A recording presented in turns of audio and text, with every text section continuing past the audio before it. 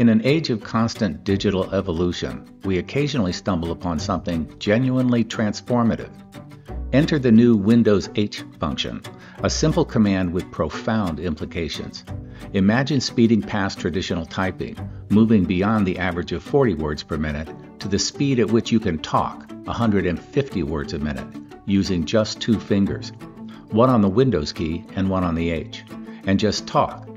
And this isn't limited to just Microsoft Word or the Office collection.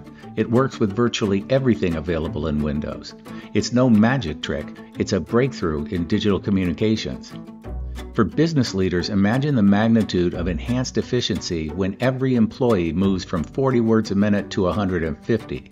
The implications? Dramatically reduced operating costs and a workforce communicating more fluidly than ever.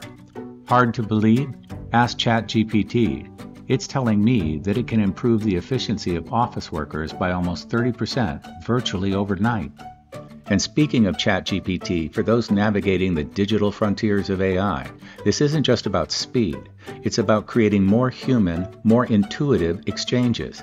It's about being able to conduct an actual real-time conversation with AI. I urge you to try this feature. Witness the leap in your digital conversations, and then share your story.